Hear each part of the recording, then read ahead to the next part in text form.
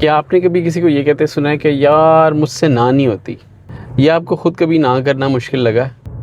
इस वीडियो के एंड तक आपको ना करनी आसान लगनी शुरू हो जाएगी, तो अगले 2-4 मिनट को अपने टाइम की इन्वेस्टमेंट समझिएगा।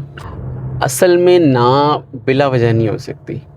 हमसे ना इसलिए नहीं होती क्योंकि we are not committed to a stronger yes. अब स्ट्रॉन्गर येस क्या है? स्ट्रॉन्गर येस थोड़ा डीपर कॉन्सेप्ट है, फ्यूचर में वीडियोस भी बनाऊंगा इस पे। अभी के लिए बस आप इतना समझ लें कि stronger yes is your commitment, your the things that you value, your principles, your goal, your mission, etcetera. Let me expand on that.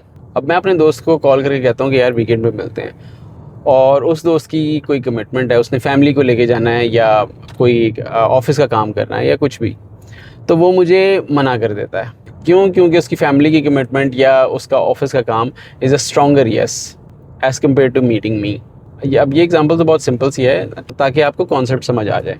अब नेक्स्ट थोड़ी कॉम्प्लिकेटेड सी example. My wife had to travel to Pakistan, so she needed to convert currency. तो मेरे दोस्त ने मुझे कहा कि तू मुझे इधर ऑस्ट्रेलियन डॉलर दे दे और मैं तुझे उधर पाकिस्तान में रुपये पहुंचा दूंगा, हुंडी।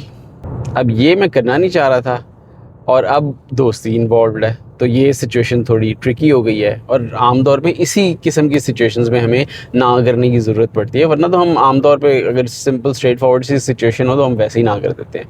तो ऑकवर्ड जो लगता है वो इसी सिचुएशन में लगता है। अब मैं कैसे ना करूँ?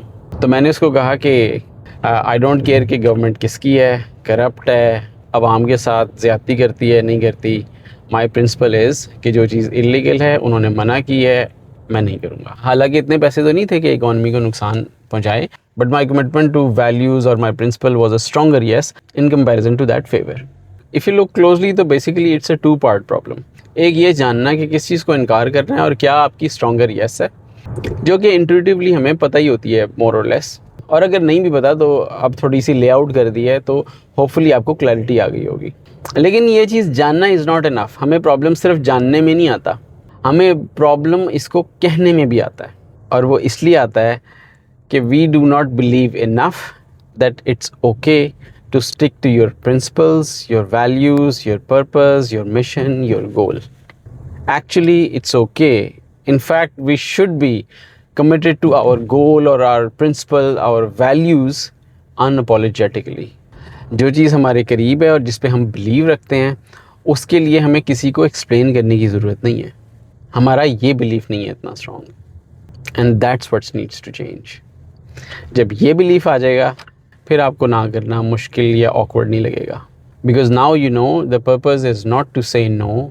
No is just an unintended outcome of saying yes to something else. The purpose is to protect and to commit to your values, your principles, your goals, your stronger yes.